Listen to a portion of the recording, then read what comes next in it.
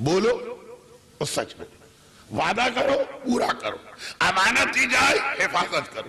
اب یہاں میں رکوں، اور جس پہلو کو، امانت کے جس پہلو کو میں نے ٹچ بھی نہیں کیا، ایک جملے میں اسے آج بیان کر کے آگے بڑھوں، کیونکہ کبھی یہی پہلو پورے عشرے کا عنوان بنے گا، امانت۔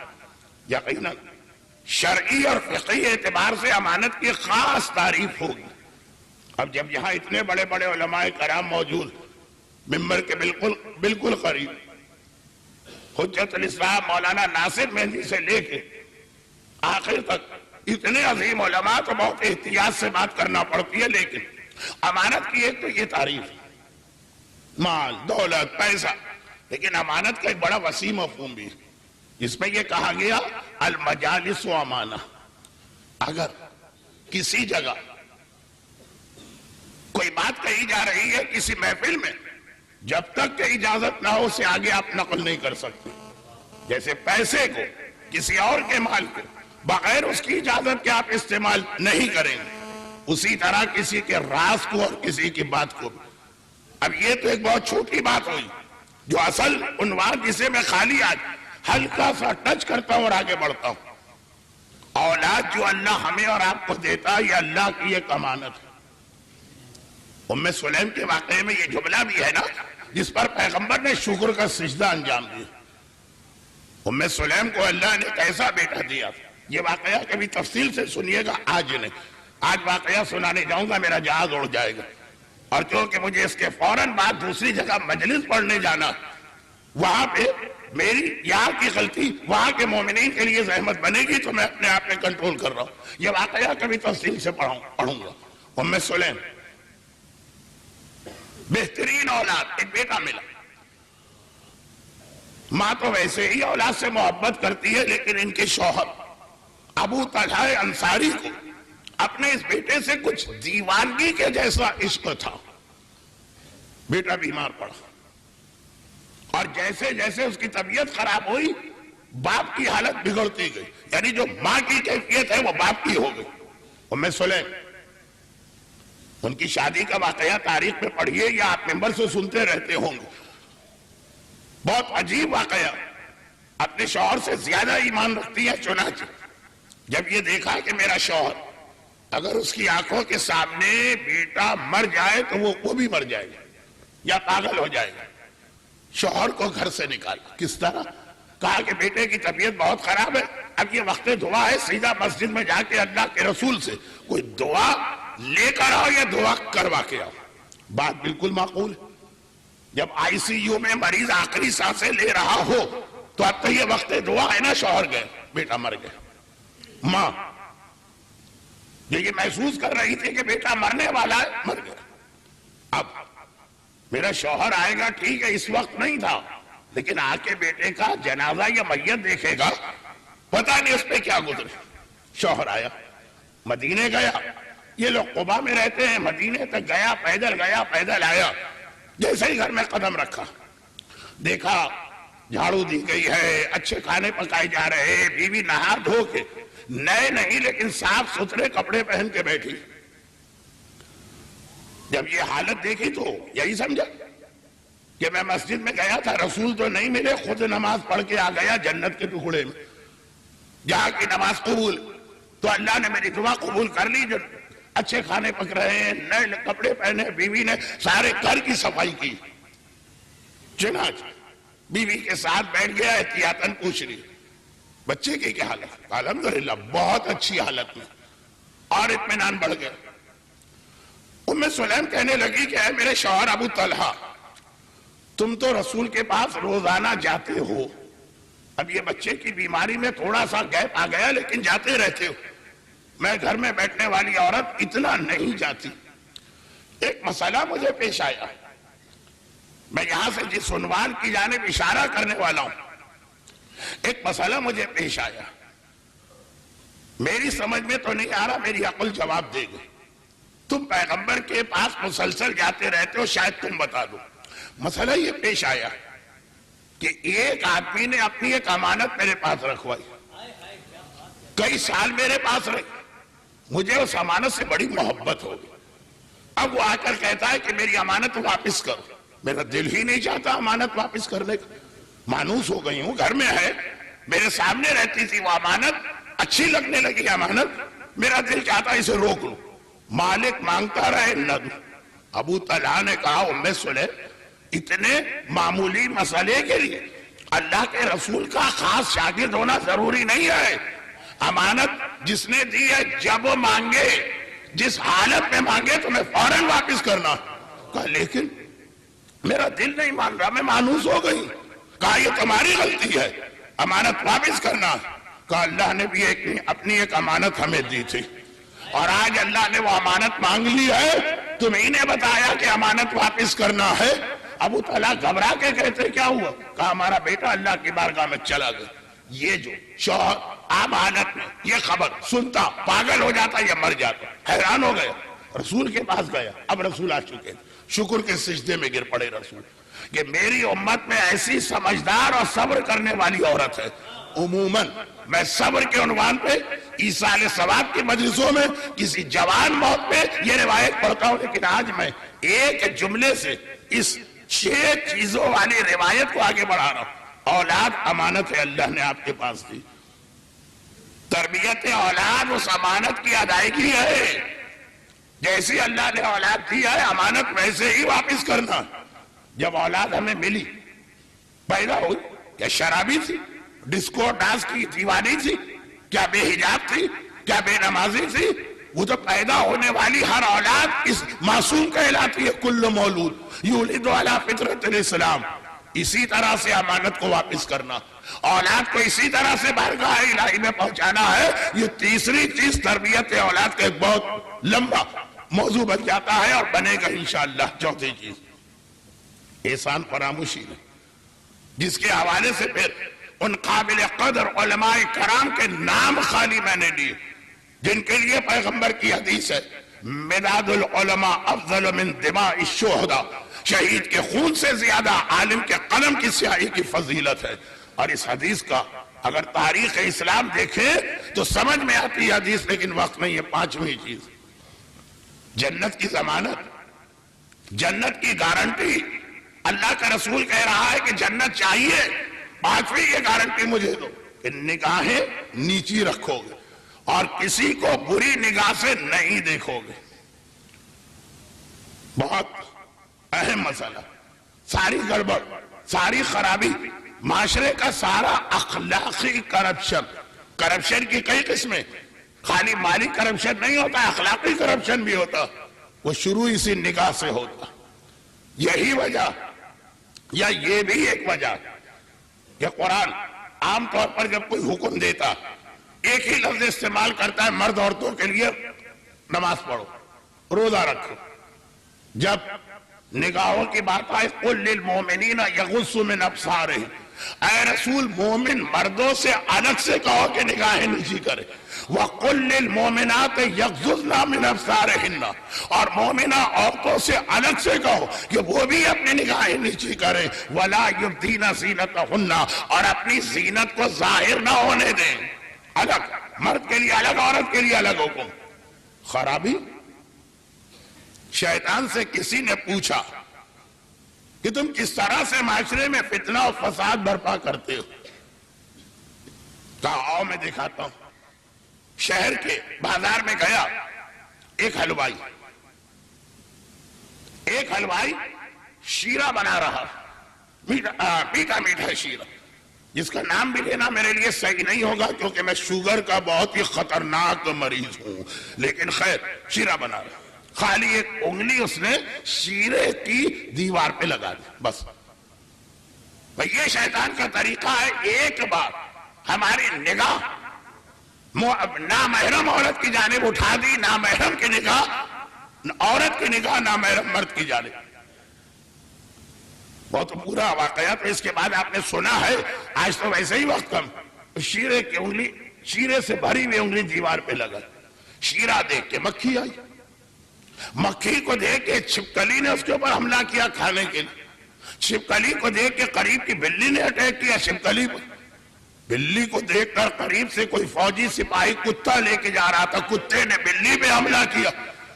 بلی تو ادھر جم کر کے نکل گئی، کتا شیرے کے کڑاؤ میں گر گیا۔ بھائی یہ منظر دیکھنا ہے کہ قصائی کو غصہ آ گیا، ایک بار کتے کی گردن توڑ دی، سپاہی نے یہ منظر دیکھ، میرا کتا، اور اس کے اوپر اس نے حملہ کیا، چنانچہ اس نے قصائی کی گردن اتار دی۔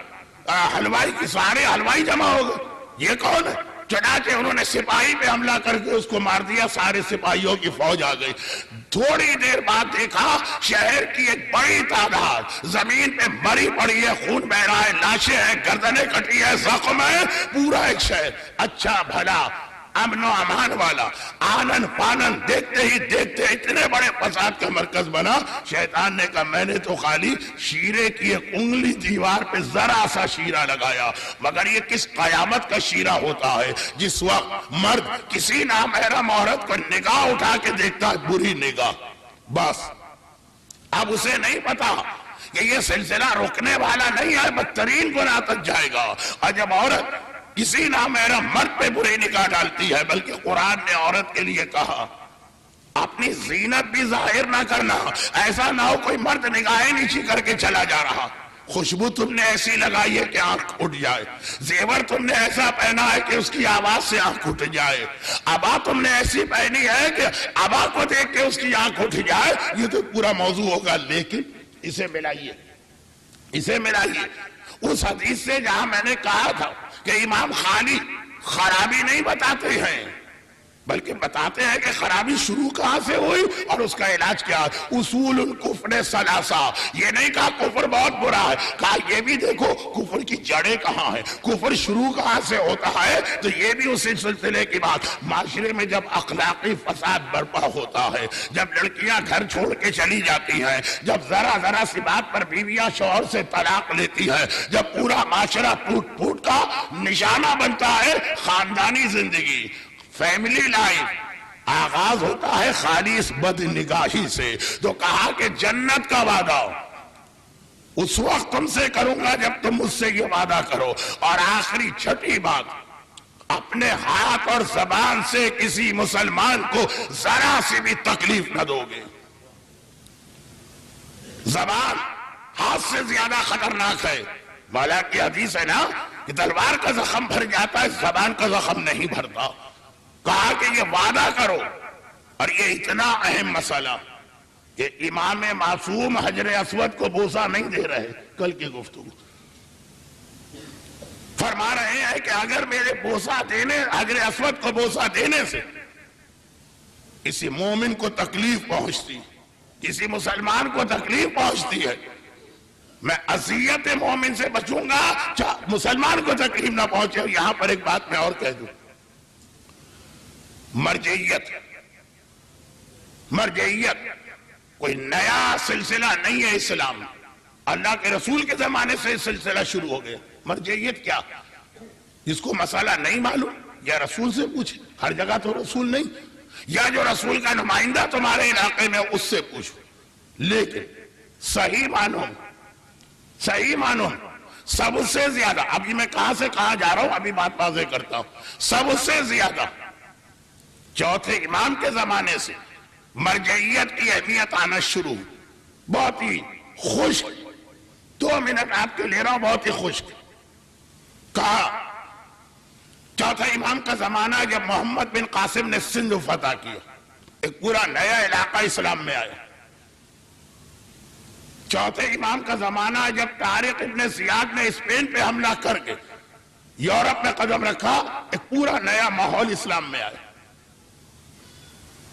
چوتھے امام کا زمانہ جب موسیٰ ابن نصیر نے لیبیا، الجزائر، تیونس اور مراکش تک اسلام پہنچایا، ایک نئی دنیا سامنے آئی۔ اور چوتھے امام کا زمانہ جب مسلم ابن قتیبہ نے ترکستان اور رشیا کے علاقے میں قدم رکھا، یہ سارے مختلف علاقے، ہر جگہ کے رسم و رواج الگ ہیں، ہر جگہ کے کھانے الگ ہیں، ہر جگہ کے لباس الگ ہیں۔ کہاں عرب کا گرم علاقہ اور کہاں ماسکو کا اتنا ٹھنڈا علاقہ کہ جو وہاں گیا سردی سے مرا، چاہے وہ نیپولین ہو اور چاہے وہ ہٹلر۔ دیکھیں خشک 2 منٹ کی گفتگو۔ اب جب یہ سارے علاقے عالم اسلام میں آئے تو ان کے ساتھ فقہی مسئلے بھی آئے۔ مولا عرب کے گرم ریگستان میں صبح شام وضو کرنا بہت آسان ہے، ماسکو کی اس سردیوں والی برف کے ماحول میں وضو ناممکن ہے۔ اب نئے نئے مسئلے سامنے آنے لگے، عالم اسلام میں کسی کے پاس جواب نہیں، بس ایک ہی دروازہ نظر آ رہا ہے کہ دادا کے پاس بھی گئے تھے کہ لولا علی لہلک فلان، اور پوتے کے پاس بھی عالم اسلام جا رہا ہے کہ جواب ملے گا تو صرف آپ سے ملے گا، اور کون جواب دینے والا؟ نئے نئے مسئلے دیکھیں، یورپ، افریقہ، ساؤتھ ایشیا اور نارتھ پول کے قریب والا روس کا علاقہ، نئے مسئلے امام نے اپنے شاگرد تیار کر کے ہر علاقے میں بھجوانا شروع کی، اور یہ سلسلہ آگے بڑھایا 5ویں نے اور عروج پر پہنچایا 6 نے۔ تو مرجعیت میں بہت اہم رول ہے۔ چوتھے امام کی امامت کہا کہ جب وہ نئے علاقے فتح ہوئے، بس جو خوش بات تھی وہ اتنی تھی۔ ابھی تک مرجع کی اہمیت کیا؟ یہ کہ جی آپ نے کہا کہ جی حدیث کی تو ساری کتابیں اردو ترجمہ ہو چکی، ہم حدیث کی کتاب پڑھ لیں گے، مگر حدیثوں کو جوڑنے والی جو روایتیں، کل ایک مثال آپ نے سنی، مولا آپ حجر اسود کو بوسہ نہیں دے رہے، آپ کے دادا بوسہ دیتے تھے۔ اب اگر حدیث کی کتاب میں صرف یہ 2 واقعات ہیں۔ چوتھے امام جب جاتے ہیں خانہ کعبہ کے طواف میں، حجر اسود کو ہمیشہ بوسہ دیتے۔ 6 امام جب جاتے ہیں تو بوسہ نہیں دیتے۔ اب یہ حدیثوں کو سمجھا کیسے جائے؟ یا وہ جو آج میں قسیس یا قسیس کی مجلس کے اندر وہ روایت پڑھ رہا تھا، 6 امام کے لباس کو دیکھ کر کہا گیا آپ کا دادا پھٹے ہوئے کپڑے پہنے اور آپ یہ لباس پہنے، شاندار، بہترین۔ آپ کا دادا ٹوٹے مکان میں رہے اور آپ اتنے اچھے مکان میں رہے۔ تب امام نے جملہ ارشاد پر، اب یہ 2 روایتیں آ گئی۔ ایک روایت یہ کہ علی کا لباس اتنا بوسیدہ ہے، اتنا پرانا ہے، چلتے چلتے پھٹ جاتا ہے۔ علی جا رہے ہیں، آستین پھٹ گئے، سامنے درزی کی دکان گئے، کہا کہ اسے سی دو، سی دی، مگر سینے کے لیے کپڑا پکڑا، وہ تو سی گیا، دوسری جگہ سے پھٹ گیا لباس۔ وہاں سے کپڑا پکڑا، وہ جگہ تو سل گئی، تیسری جگہ سے پھٹ گیا لباس۔ کہا یا ابوالحسن یا امیر المومنین، اب چھوڑیے اس لباس کو، اس نے بالکل جواب دے دیا ہے۔ مولا نے شکر کا سجدہ کیا، لباس نے علی کو جواب دیا ہے، علی نے اب تک لباس کو جواب نہیں دیا۔ مولا 6 امام سے آپ ایسے کپڑے پہنے، دادا ایسے کپڑے پہنتا۔ اب یہ 2 روایتیں آ گئی، 6 امام کے کپڑے بھی اچھے، سواری بھی اچھی، مکان بھی اچھے۔ مولا کی سواری بھی، کپڑے بھی اور لباس بھی۔ سواری کے لیے جملہ تو آپ مجلس میں سنتے ہیں نا، مولا یہ ذرا بہت ہی کمزور اور مریل سا گھوڑا آپ نے رکھا ہوا، وہ کس لیے؟ میرے لیے ایک اچھے گھوڑے کی کیا ضرورت، نہ خود مجھے کبھی میدان سے بھاگنا، وہ تو اچھا وہ تو ان کا مسئلہ ہے، اور نہ کسی بھاگتے کا پیچھا کرنا۔ یعنی ایسا تھا گھوڑا کہ عام آدمیوں کو علی کے گھوڑے پہ ترس آنے لگا، رحم آنے لگا۔ چلے صحیح۔ اب یہ 2 روایتیں آ گئی، اب مرجع کی ضرورت ہے جو دونوں روایتوں کو جمع کر کے آپ کو بتائے کہ دونوں کا پس منظر کیا۔ خود 6 امام کی ایک تیسری حدیث آئی جس کا حوالہ آج میں دے رہا تھا، جو میں نے حوالہ دیا آج وہ تیسری حدیث تھی، ورنہ 2 حدیثیں تاریخ میں اتنی آ گئی۔ امام نے فرمایا سنو، میرے دادا کے زمانے میں جو مسلمانوں کی غربت کی حالت تھی، اس میں ذمہ داری ہے حاکم کی ایک غریب ترین مسلمان کے لیول پہ جا کے زندگی گزارے۔ میرے زمانے میں عالم اسلام بڑا خوشحال ہو گیا، تو بنو عباس بغداد بنا، دولت اتنی آ گئی ہے۔ اب میری ذمہ داری ہے کہ اپنے زمانے کے حساب سے جو میرے زمانے کا ایک ایوریج آدمی زندگی گزارتا ہے ویسے کپڑے پہنوں، ویسی سواری لوں، ویسا مکان لوں، ورنہ اب سنیے، ورنہ تکبر، غرور کسے کہتے ہیں، گھمنڈ کسے کہتے ہیں؟ جہاں آدمی کا دماغ خراب ہوتا ہے اپنی دولت پر۔ لیکن یاد رکھیے تکبر کی ایک قسم بڑی عجیب، جب آدمی انکساری کا تکبر کرتا، جی میں تو کچھ نہیں، اس کچھ نہیں کا مطلب میں سب کچھ، ارے میری نماز کیا، اس کا مطلب یہ ہے کہ مجھ جیسی نماز پڑھنے والا کوئی نہیں۔ یہ بڑا عجیب قسم کا غربت، غریب ہونا نہیں، غریب نہیں ہو اور اپنے آپ کو غریب بنا رہے ہو، یہ بھی تکبر کی ایک قسم ہے۔ اور آخری زمانے کی ایک پہچان، اللہ کے رسول ارشاد فرما رہے ہیں آخری زمانے میں حج کرنے والے حج کہاں کریں گے؟ یہ میں جو جملہ کہہ گیا یہ بڑا اہم ہے لیکن بہت تفصیل طلب۔ بعض لوگ باتیں سنے تو ایسا لگے ڈاؤن ٹو ارتھ، ہر چیز میں اپنے آپ کو گرا رہے ہیں، لیکن وہ گرانے میں اتنا تکبر جھلک رہا ہوتا، اس غربت کے اندر اتنا غرور جھلک رہا ہوتا۔ یہ بہت بڑا ایک مسئلہ ہے کیونکہ آج کل ایسے بہت لوگ، امام نے کہا یہ بھی نہ ہونے پائے، چنانچہ اس طرح کی زندگی، کیوں اس میں کیا ہوگا؟ بھئی ایک آدمی کی حیثیت ہے پھٹے ہوئے کپڑے پہن رہا، ہر آدمی کہے گا واہ شاباش ہے اس کو، دیکھو اس کو غریبوں کا کتنا خیال ہے۔ یہ جملہ شاباش ہے، یہی سب سے خطرناک جملہ ہے جو اللہ کے رسول نے ارشاد فرمایا آخری زمانے میں حاجیوں کی تعداد بہت بڑھ جائے گی لیکن اللہ کے لیے حج کوئی نہیں کرے گا۔ پیسے والے تفریح کے لیے حج کریں گے، انٹرٹینمنٹ۔ ہر سال یورپ جاتے ہیں، امریکہ جاتے ہیں، تھائی لینڈ جاتے ہیں، سنگاپور جاتے ہیں، اس دفعہ ایک چکر مکے کا بھی لگا لو۔ اور مزاج بھی ایسے ہی ہوگا جو میں اکثر چونکہ چھوٹی حدیث اکثر دہراتا رہتا ہوں۔ پہلے لوگ مکے میں داخل ہوتے تھے مولانا کعبہ کہاں ہے، ہمیں اس کی زیارت کر کے دعا مانگنا۔ اب کہتے ہیں مولانا میکڈونلڈ اور پیزا ہٹ کہاں ہے، یہ مکے کے اندر حلال چیزیں، یہ پہلا سوال ہوتا ہے آج کل۔ پیسے والا تفریح کے لیے، متوسط طبقے کا آدمی تجارت کے لیے، غریب آدمی جو میرا موضوع وہ حج پر جائے گا ریاکاری اور دنیا کو دکھانے کے لیے۔ لوگ کہیں گے دیکھو اس کے پاس کھانے کو نہیں، مگر کتنا شوق ہے اسے حج کا، مگر کتنی محبت ہے اسے خانہ خدا سے، کھانے کو نہیں ہر سال وہاں پہنچ جاتا، نفس موٹا ہو رہا۔ اب یہاں پہ میں ایک چھوٹی سی مثال بھی دیا کرتا تھا۔ ایک صاحب بہت بوڑھے 70-75 سال کے ہو گئے، شادیوں کا بڑا شوق تھا، ایک شادی، دوسری شادی، تیسری شادی۔ لوگوں نے کہا بھائی اب ملک الموت سے تمہاری شادی ہونا چاہیے، قبر میں پاؤں لٹکائے بیٹھے ہو اور شادیوں میں شادی۔ کہا کہ ہاں بس ایک جملے کی خاطر، ورنہ تو اور کسی قابل میں رہا ہی نہیں، صرف ایک جملے کی خاطر۔ جب نکاح ہوتا ہے اور میں جاتا ہوں رخصتی عارضی مصحف کے موقع پہ اور عورتیں کہتی ہیں بھائی راستہ تو لڑکا آ رہا ہے، ارے یہ جملہ ایسی خوشی حاصل ہوتی ہے میرے نفس کو۔ بیچارے غریب کو دیکھو کھانے کو نہیں آئے، ہر سال حج پہ جا رہا ہے، ایسا تو پیسے والوں کو موقع نہیں ملتا۔ یہ جملہ بڑا خطرناک ہے کہ آخری زمانے میں یہ ہوگا جو امام نے فرمایا، حیثیت ہے اور غریبوں جیسے کپڑے پہنو، نفس کو موٹا کیا جائے گا، حیثیت ہے اور غریبوں جیسے مکان لو، نفس تمہارا موٹا ہوگا، اس کا خیال کرنا۔ تکبر خالی دولت کی کثرت میں نہیں ہوتا ہے، تکبر کبھی زندگی کو بہت نیچا گرا کے بھی ہوتا ہے۔ اور یہی پہ ایک جملہ کہہ دیں بات کو سمیٹتے ہوئے، اور ان تمام خرابیوں کا حل، یعنی چوتھے امام نے مومن کا جو تصور پیش کیا اس کا حل حج جیسی عبادت۔ جتنی کثرت کے ساتھ چوتھے امام کے حالات میں حج ملتا ہے، حج صحیح معنوں میں حج کا ادارہ یا انسٹیٹیوشن چوتھے امام کی وجہ سے آیا۔ میں نے چوتھے امام کی نماز پہ 2 مجلسیں پڑھی اور آخری مجلس کے آخری چند منٹ چوتھے امام کے حج پر۔ حج چوتھے امام، آپ کہیں گے مولا کے حج بھی تو بہت مشہور ہے، حسن و حسین کے حج بھی تو بہت مشہور، نہیں، چوتھے امام کے حوالے سے حج کا جو تصور۔ اچھا حج کیا؟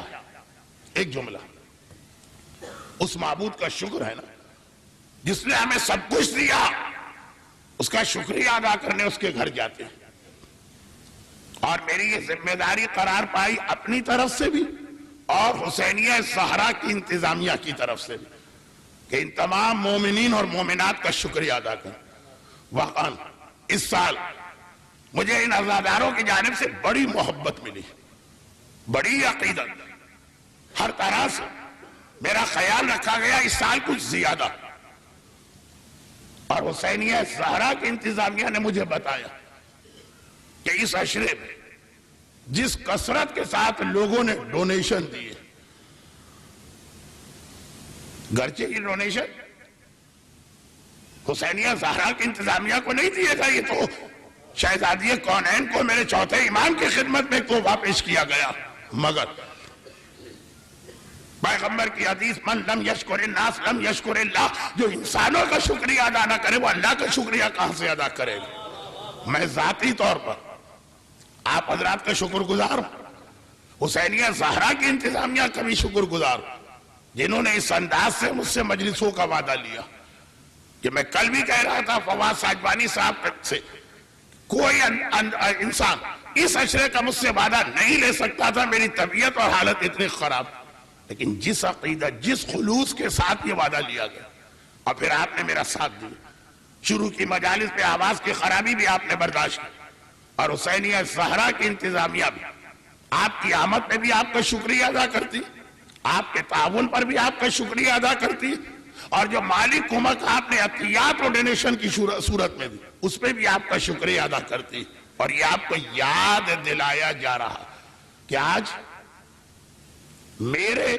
عشرے کی آخری مجلس، ایام اضحیٰ کی آخری مجلس نہیں، کل سے مولانا تہذیب الحسن صاحب کا عشرہ کیا، 2 عشرے شروع ہو رہے ہیں مجالس کا یہ سلسلہ، پہلی سفر سے 28 سفر تک اس حسینیہ میں انشاءاللہ باقاعدگی سے رہے گا، آپ حضرات کو اسی انداز سے آنا ہے، بلکہ جو جملہ میں کہوں گا کہ میری مجالس تو بڑی خشک مجالس ہوتی، وہ مجلسی انداز تو لگتا ہی نہیں ہے، کل سے باقاً آپ کو جو مجلس میں روحانی مزہ مومن کو چاہیے، آپ اسی طرح سے تشریف لائیے، بلکہ اس سے بھی زیادہ شوق کے ساتھ آئیے، کیونکہ جب اچھی کوالٹی کی چیز ملے تو آدمی کو اس کی زیادہ قدر کرنا چاہیے۔ حج اللہ کا شکر، مگر میں نے کہا چوتھے امام کے حالات، اب یہ روایت آپ نے چوتھے امام کے لیے پڑھی ہے نا، کہ جس ناقے یا اونٹ پر حج کرتے تھے وہ الگ رکھ دیا، صرف حج پہ جاتے اور کبھی کسی کو اس ناقے کو ایک کوڑا تک نہیں مارنے دیتے، یہ حج پر جا رہا ہے تو قابل احترام ہو گئے۔ عظمت کس کی بن رہی ہے؟ حج کی۔ اور خاص طور پر ایک چیز جو میں بہت احتیاط سے کہہ رہا ہوں کہ ذرا میں سلپ ہو گئے توہین امام نہ ہو جائے، امام مختلف قافلوں میں حج کرتے ہیں، دیکھیں مولا کا حج معلوم، آقا حسن کے 25 پیادہ حج معلوم، آقا حسین کے 35 پیادہ حج معلوم، مگر جس انداز سے چوتھے امام کے حالات میں آئے، مختلف قافلوں میں حج کرتے ہیں اور صرف اس قافلے میں جاتے ہیں جہاں امام کا جاننے والا کوئی نہ ہو۔ کیوں؟ کہا اس لیے کہ مجھے قافلے والوں کی خدمت کرنا، کسی کو پانی پلانا ہے، کسی کے کھانے کا انتظام کرنا ہے، کسی کے جانور کی دیکھ بھال کرنا۔ یہ کربلا سے وہ عزادار آیا جو جوانی میں بوڑھا ہو چکا، مگر اس حالت حج کے سفر پہ جا رہا ہے اور پورے راستے اس انداز سے حاجیوں کی خدمت کرتے ہوئے جا رہا کہ بعض لوگ تو یہ سمجھنے لگتے ہیں، کیونکہ پہچان تو نہیں رہے کون، کہ شاید قافلے کی انتظامیہ نے ہماری خدمت کے لیے نعوذ باللہ کوئی نوکر یا کوئی عجیب کرائے پہ رکھا، اور جہاں کوئی امام کا پہچاننے والا مل گیا، اب جا رہے آدھے راستے میں۔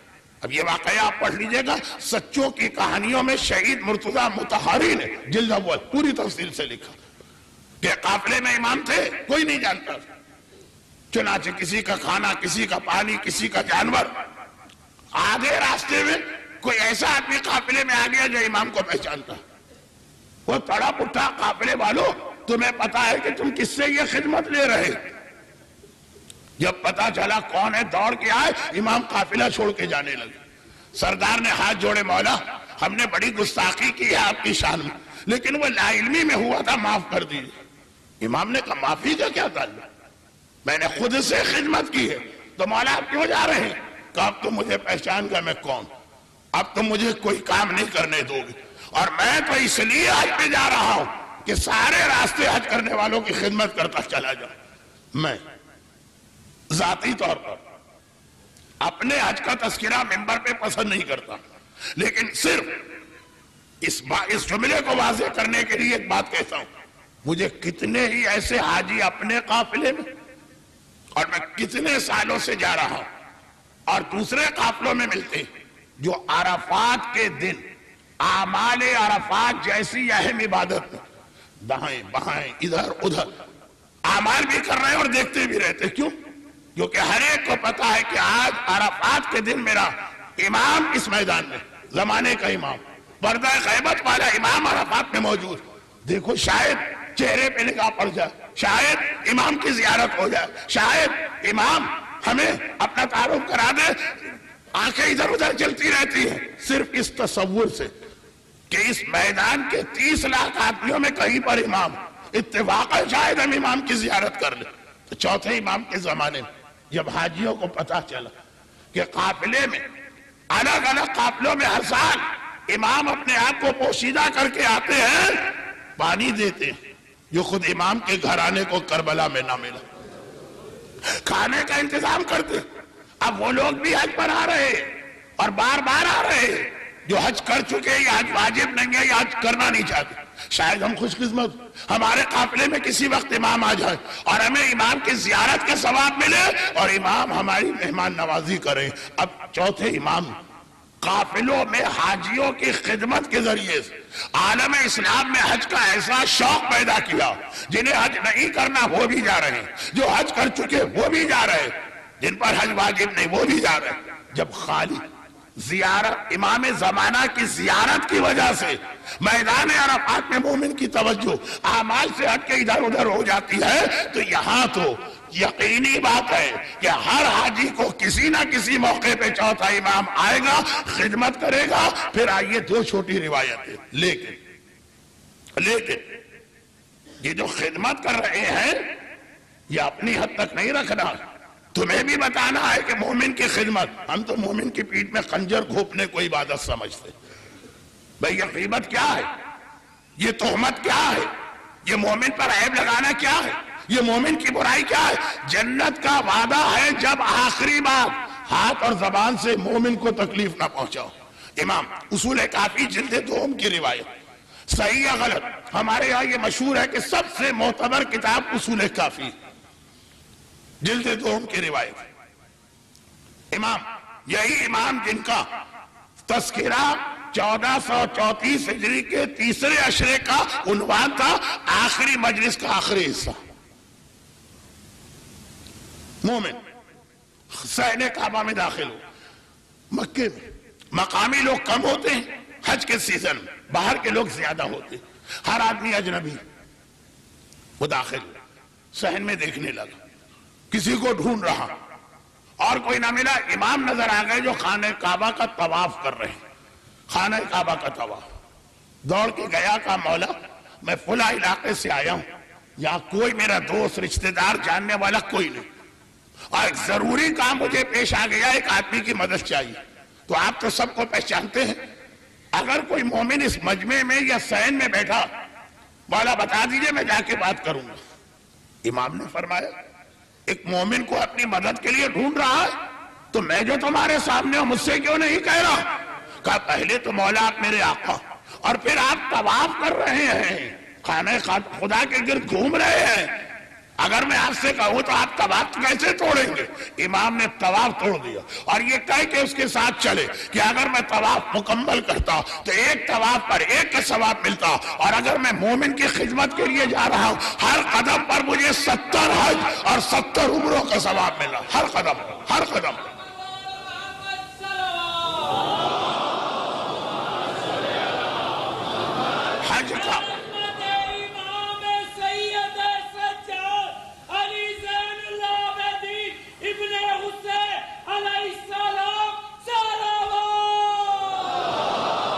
حج کا نظام نہیں، درود کا انتظار مجھے کرنا چاہیے. حج کا انتظام، حج کا شوق. مکے میں جاؤ گے راستے میں بھی امام خدمت کریں گے، صحن کعبہ میں پہنچ کے تمہاری وجہ سے امام اپنا طواف توڑ لیں گے. اب دیکھیں یہ سلسلہ حج، اور اسی میں پھر وہ روایت آ گئی جو پاکستان میں اکثر ڈاکٹر مجھ سے کہتے ہیں. روایت آ گئی ڈاکٹر. وہ کیا روایت؟ وہ یہ ہے کہ بیمار پڑا، اور اتنا میں یہ مثال دینے لگا اپنی بیماریوں کی کہ ہمارے برادر محترم تو اب روز آنا مجلس سے پہلے میری صحت کے لیے اعلان کروانے لگے. خیر دعا کا تو ہر ایک محتاج ہے، لیکن ویسے کوئی ایسا فی الحال سنگین مسئلہ نہیں ہے. یہ بھی لوگوں نے مجھ سے پوچھا تھا مولانا یہ روزانہ آپ کی دعائے صحت کا اعلان ہو رہا ہے. چکر کیا؟ چکر ایک مومن کی محبت. لیکن خلاصہ، بیمار ہوا، مثلا شوگر کا مریض، ڈاکٹر نے دوا بتائی، کھا رہا. پہلے تو غلطی کرتا تھا، گلاب جامن اور آئس کریم بھی چلتی تھی، وہ بھی بند کر دی، فائدہ کچھ نہیں. میں نے کہا ڈاکٹر صاحب آپ بتائیے. وہ بھی ساری چیزیں بند، پوری احتیاط. کہنے لگے میری بھی سمجھ میں نہیں آ رہا. تو بہت مجرب دوا ہے، فائدہ ہونا چاہیے. چلے کچھ دن اور انتظار کریں. انتظار کیا کچھ دن، اس انتظار میں بیڑا غرق ہونے لگا، شوگر تو ہائی ہوتی جا رہی. کہا مولانا یہ بتائیے کہ یہ دوا آپ خریدتے کہاں سے؟ میں نے کہا فلاں دکان سے. اوہو، اس کے پاس تو سارا نقلی اور جعلی مال. میں نے کہا نہیں دیکھیے یہ دیکھیے، یہ وہی پیکنگ ہے، بالکل ایسی کا سب کچھ ویسے ہی ہے، اندر دوا وہ نہیں. یہ جو پاکستان کا ایک بہت بڑا مسئلہ ہے، 2 نمبر کی دوا. اب پتہ نہیں آپ لوگ 2 نمبر سمجھتے ہیں کہ نہیں. یہ کراچی میں تو بہت استعمال ہوتا. کہا کوئی فائدہ نہیں ہوگا، پوری دکان کی دوا کھا جائیے. خالی پیکنگ سے دوا کا فائدہ نہیں ہوتا جب تک کہ اس کی حقیقت اس میں نہ ہو. قرآن 2 چیزیں میں نے چوتھے امام کی عبادت والی سیرت سے لی. 3 4 5 مجالس نماز، آج حج. قرآن کہتا ان الصلاۃ تنہی عن الفحشاء والمنکر، نماز بے حیائی سے روکتی ہے. ہم نماز بھی پڑھ رہے ہیں، ہمارے گھر میں مکس گیدرنگ بھی ہو رہی. ہم نماز بھی پڑھ رہے ہیں، ہمارے گھر میں بے حجابی بھی ہو رہی ہے. ہم نماز بھی پڑھ رہے ہیں، گناہ بھی ہو رہے ہیں. یا خدا غلط یا یہ نماز غلط جو ہم پڑھ رہے ہیں. یہ بات میں نے اس سے پہلے کہی. اور یہی حج کا مسئلہ. حج کا مطلب یہ ہے کہ آدمی معصوم بن جائے. حج کا مطلب ہے آدمی معصوم بن جائے. یہی تو امام نے کہا جب حج کرتے ہو تو ایسا گناہوں سے پاک ہوتے ہو جیسا اس دن تھے جس دن تمہاری ماں نے جنا تھا. اس دن تو ہم معصوم تھے نا. مگر کیا وجہ؟ جتنا حج بڑھتا جا رہا اتنے معاشرے میں گناہ بڑھتے جا رہے. بلکہ پہلے جب حج کم ہوتے تھے پھر بھی لوگ حج سے بدل کے آتے تھے. اب تو حالت یہ ہے، کاروبار میں کسی نے ہم کو دھوکہ دیا بڑا، گھبرا کے ہم نے کہا کہ آپ حاجی صاحب تو نہیں؟ اتنا بڑا فراڈ تو کوئی حاجی ہی کر سکتا ہے. حالت یہ ہے واقعاً.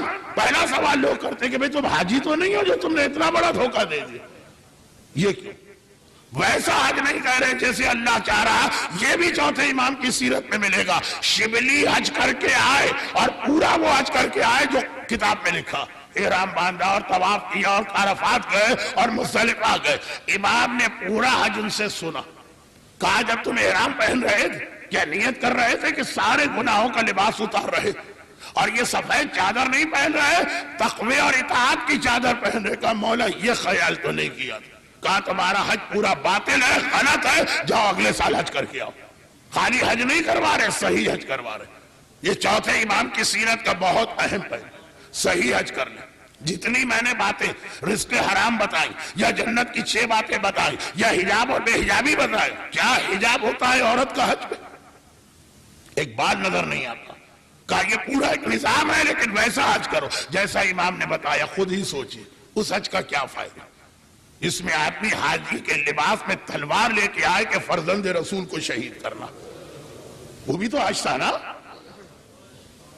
میدان کربلا میں اگر نماز کے شور مچا رہے تھے عمر سعد اور یزید کے سپاہی، تو اس سے پہلے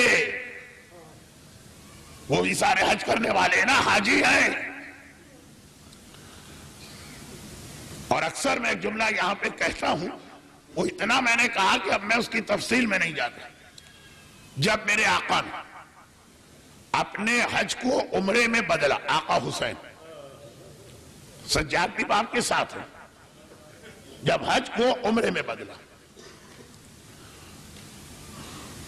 کربلا جانے سے پہلے حسین کے جہاد کے 2 مرحلے، مدینے سے نکلے، مکے سے نکلے. مدینے سے نکلے، تحریر خود لکھی، دستخط خود کیے، چھوٹے بھائی محمد حنفیہ کے پاس رکھوا گئے. یہ عوام کو ابھی نہیں بتایا گیا. یہ بڑے بھائی نے چھوٹے بھائی کے نام تحریری وصیت نامہ لکھ کے چھوڑا کہ جب کوئی پوچھے حسین کیوں گئے مدینے سے کربلا، یہ بتا دے. لیکن جب حسین مکے سے کربلا چلے تو حج کو عمرے میں بدلنے سے پہلے مجمع عام میں خطبہ دلوایا، دیا نہیں، خطبہ دلوایا، مدینے سے نکلتے وقت خود اپنے مقصد کو لکھ کے گئے، مکے سے نکلتے وقت مجمع عام میں خطبہ دلوایا جس میں اپنے پورے مشن کو بیان کیا، لیکن خود یہ خطبہ نہیں دیا، مجمع عام میں یہ خطبہ دیا جا رہا، کون دے رہا؟ عباس۔ عباس خالی تلوار چلانے والے کا نام نہیں، عباس قاری قرآن بھی ہے، حافظ کتاب بھی، عالم اور فقیہ بھی ہے، صاحب اسرار بھی ہے، صاحب شریعت بھی، مشکل کشا بھی، لیکن ایک فرق کے ساتھ، اہل بیت ہمارے مشکل کشا ہیں، عباس خود اہل بیت کی مشکل کشا۔ حسین مکے میں اپنے حج کو عمرے میں بدل کے چلے، چپکے سے نہیں چلے، عباس سے کہا عباس تمہیں خانہ خدا کی چھت پہ جا کے کھڑے ہونا۔ آج بھی جو لوگ حج یا عمرے کے لیے جائیں ان سے پوچھئے کہ اگر کسی وجہ سے کوئی صفائی کرنے والا یا خلاف بدلنے والا خانہ خدا کی چھت پہ پہنچ جائے، سارا مجمع رک کے دیکھنے لگتا ہے یہ ہو کیا رہا۔ جب عباس خانہ خدا کی چھت پہ پہنچے اور عباس جیسا طویل القامت قمر بنی ہاشم، علی اکبر اگر شبیہ رسول ہے تو عباس شبیہ علی مرتضی۔ یہ حدیث تو آپ کو یاد بھی ہے اور آپ نے 2 دن سنی بھی، علی کے چہرے کو دیکھنا عبادت، عباس شبیہ علی ہے،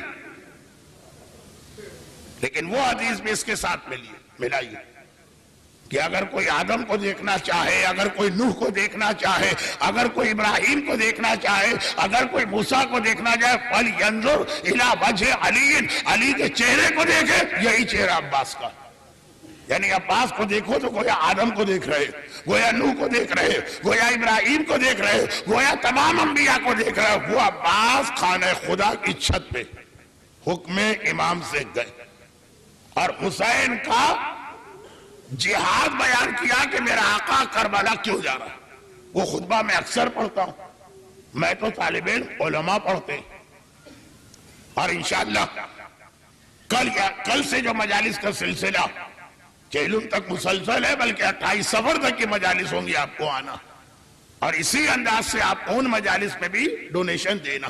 تو مزید وضاحت میرے بعد جو قابل احترام عالم آ رہے ہیں وہ کریں گے، میں صرف 2 جملے حج کا جو ادارہ چوتھے امام نے بنائے،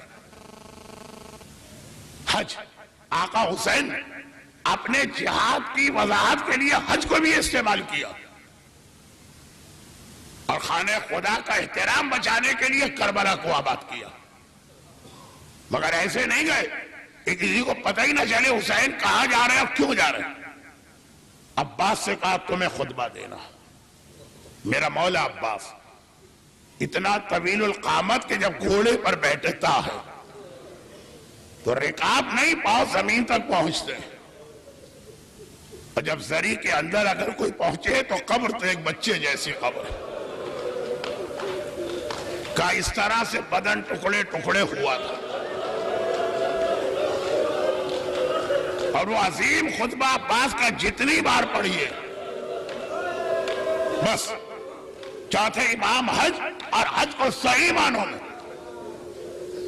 حسین نے جس انداز سے اپنے جہاد کے لیے بیان کیا، 2 جملے میں کہہ کے مصائب پر آ جائے، یہی انداز ہوگا کہ زمانے کا امام جب ظاہر ہوگا اپنا جہاد حج سے کرے گا، مکے سے۔ اور دوسرا جملہ یہ کہ عباس جو حسین کے پورے مشن کو بیان کر رہے ہیں، اگر اتفاقاً اس مجمع میں کوئی بچہ یا نوجوان یا عورت کہہ دے کہ مولانا ہم نے یہ خطبہ کبھی نہیں پڑھا، انٹرنیٹ پہ جائیے، یہ اتنی سائٹ پر موجود ہے، آپ کو مل جائے گا، مگر عباس ہمارے یہاں تصور کہ خالی تلوار چلانے والے، تاریخ میں دیکھی صحیح معنوں میں علی کے جانشین ہیں، کس طرح سے خطبہ دیتے ہیں، یہ کعبے کی چھت سے پوچھیں، مذاکرات کرتے ہیں کہ شب عاشور عمر سعد سے گفتگو کے لیے عباس کو بھیجا گیا. آج کی رات اہل بیت کے شام میں داخل ہونے کی رات. ابھی جو میں جملہ پڑھ رہا تھا 4 گھنٹے پہلے، مرحوم آغائے خوئی اور آغائے محسن الحکیم کے استاد آغائے نائینی مجلس پہ بیٹھے ہیں. خطیب نے صرف ایک لفظ کا، لما دخل زینب فی مجلس یزید. جب زینب یزید کی مجلس پہ داخل ہوئی چیخ مار کے کھڑے ہو گئے، آگے نہ پڑھنا. پورا دن روتے رہے، پورا دن روتے رہے. پہلی سفر زینب اپنے لٹے ہوئے گھر کو لے کے شام میں داخل ہو رہی. اور اس وقت سب سے زیادہ جو اہل بیت کو یاد آ رہا ہے وہ آقا حسین بھی نہیں ہے، وہ عباس یاد آ رہے. اہل بیت کے مشکل کشا. ارباب مقاتل کہتے ہیں کہ یہ بات تو حسین نے بہت پہلے کہہ دی تھی، بہت پہلے کہہ دی تھی. عاشور کی صبح آئی، جہاد شروع ہوا. جب کوئی مجاہد میدان جاتا ہے عباس تڑپ کے آگے آتے، مولا پہلے مجھے جانے دی، تم تو میرے لشکر کے علمدار ہو، تمہیں کیسے جانے دوں. اصحاب ختم ہو گئے، گھر والوں کی باری آئی، جوانہ نے بنی ہاشم.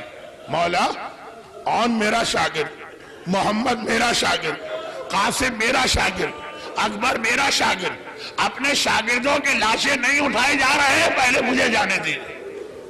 عباس تم تو میرے لشکر کے علمدار. لیکن ایک ایسا وقت بھی آیا کہ یہ جملہ سن کے خاموش ہونے والا عباس جب آ کے کہا مولا اب تو جانے دیجئے، اور حسین نے تڑپ کے کہا عباس تم تو میرے لشکر کے علمدار ہو. تڑپ کے کہا لیکن آقا وہ لشکر کہاں رہا جس کا میں علمدار، میرے سارے سپاہی کوثر کے کنارے میرا انتظار کر رہے ہوں گے. حسین نے کہا لیکن عباس تم میرے بابا کی نشانی، تمہیں مقتل نہ جانے دوں گا. خیمے میں آئے، ننھی سکینہ تڑپ کے آگے بڑی، چچا ابھی یہ سارے بچے میرے پاس آئے تھے اور کہہ رہے تھے تم مشکل کشا کی پوتی ہو، پیاس برداشت نہیں ہو رہی، کہیں سے پانی نہیں آ سکتا. چچا میں نے اسے وعدہ کر لیا، میں نے بچوں سے وعدہ کر لیا پانی آئے گا، اور یہ وعدہ تیرے سہارے تیرے بھروسے کیا. عباس نے کہا سکینہ تیرا چچا تیرے لیے پانی لائے مگر آقا اجازت نہیں دیتے. بڑے فخر کے ساتھ سکینہ بولی چچا بابا نے میری کوئی بات آج تک نہیں ٹالی ہے، آئیے میں آپ کی سفارش کرتی ہوں. یہ کہہ کر سکینہ عباس کو لے کے حسین کے خیمے میں داخل ہو. حسین امام وقت، حسین امام زمانہ، منظر دیکھا سمجھ گئے.